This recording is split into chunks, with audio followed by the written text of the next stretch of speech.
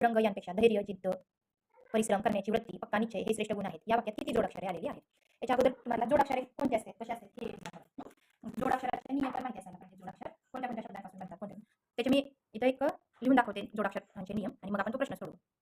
बघा, हा प्रश्न सोडवताना आपल्याला काही बेसिक ग्रामरचे, मराठी ग्रामरचे नियम माहिती असणे गरजेचे आहे जोडाक्षरांसाठीचे. मग जोडाक्षर म्हणजे काय? जोडाक्षर हे एकापेक्षा जास्त अक्षरे म्हणजे व्यंजन प्लस स्वर मिळून बनणारे अक्षर असते. उदाहरणार्थ द, आ, इ प्लस य प्लस आ द्या. त्यामध्ये हे द अर्ध आहे, हे य अर्ध आहे, पाय मोडलेले आहेत ना त्याचे द्या. म्हणजे एकापेक्षा जास्त स्वर आले की नाही, स्वर आणि व्यंजन, द य हे दोन व्यंजन आहेत, आ हे स्वर आहे, हे व्यंजने प्लस स्वर मिळून काय तयार झालं? द्या. म्हणजे एकापेक्षा जास्त अक्षरे एका अक्षरात आले की त्याच्यापासून जोडाक्षर तयार होतं. आता पुढचा जोडाक्षराचा नियम काय? श आणि ज्ञ ही संयुक्त व्यंजने एकापेक्षा जास्त अक्षरांपासून तयार झालेली आहेत म्हणून ती जोडाक्षर आहेत.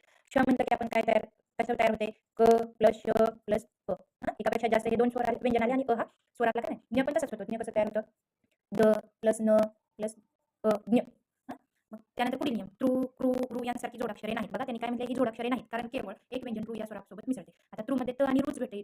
इथं काय दुसरा इतर स्वर त्यात मिक्स झाला आहे का? नाही.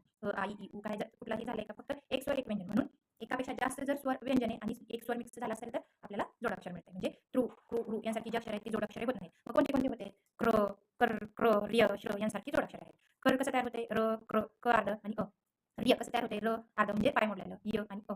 क्र कसं तयार होते? क अर्ध, र अर्ध आणि अ. आणि श कसं तयार होते? श अर्ध, र अर्ध आणि अ.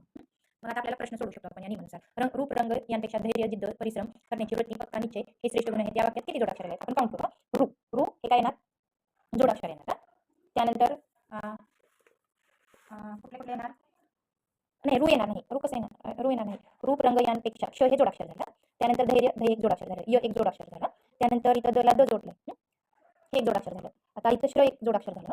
त्यानंतर रूप, रंग यांपेक्षा धैर्य, जिद्द, परिश्रम एकापेक्षा एक अक्षर आले त्यात. कर, न्या हे आता जोडाक्षर आहेत.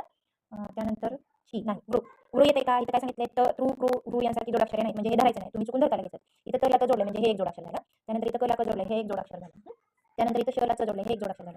त्यानंतर हे श्रेष्ठ हे श आले म्हणजे हे एक जोडाक्षर झालं. श ला जोडलं हे एक जोडाक्षर झालं. गुण आहे. मग बघा याच्यामध्ये किती जोडाक्षर आलेले आहेत आपण मोजू. 1 2 3 4 5 6 7 8 9 10 11 11 बघा चेक करू.